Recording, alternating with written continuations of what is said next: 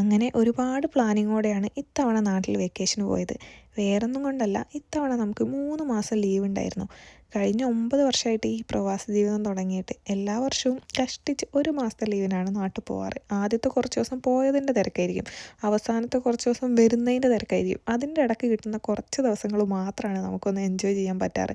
ഭയങ്കര തിരക്കായിരിക്കും. നമ്മൾ പ്ലാൻ ചെയ്ത് പോകുന്ന പല കാര്യങ്ങളും നടക്കാറില്ല. തിരിച്ച് വരുമ്പോഴാണ് നമ്മൾ അതേക്കുറിച്ച് ഓർത്ത് റിഗ്രറ്റ് ചെയ്യുന്നത് കേട്ടോ. ഇപ്രാവശ്യം എന്തായാലും 3 മാസം ഉള്ളതുകൊണ്ട് കുറേ കാര്യങ്ങൾ ചെയ്യാൻ പറ്റി കേട്ടോ. പ്രത്യേകിച്ചും കുറേ ഫുഡ് ഐറ്റംസ് ട്രൈ ചെയ്യാൻ പറ്റി. സത്യം പറഞ്ഞാൽ ചക്കയും മാങ്ങയൊക്കെ ഉള്ള സീസണിൽ പോയതുകൊണ്ട് തന്നെ ഇഷ്ടം പോലെ ചക്കയും മാങ്ങയൊക്കെ കഴിക്കാൻ പറ്റി കേട്ടോ. അതേപോലെ തന്നെ പലതരത്തിലുള്ള ഫുഡും നമുക്ക് ഇപ്രാവശ്യം ട്രൈ ചെയ്യാൻ പറ്റിയേ. പക്ഷേ എത്ര നാൾ ലീവ് ഉണ്ടെന്ന് പറഞ്ഞാലും അവസാനം തിരിച്ച് വരാൻ നേരം ആകുമ്പോഴത്തേക്കും സമയമൊക്കെ പെട്ടെന്ന് പോയ പോലെ തോന്നും. പിന്നെയും തിരിച്ച് വന്ന് എല്ലാ കാര്യങ്ങളും നമ്മുടെ ബാക്ക് ടു റുട്ടീനിലോട്ട് വരുന്നത് ഓർക്കുമ്പോൾ തോന്നും വരണ്ടിയിരുന്നില്ലെന്ന് തോന്നുവേ.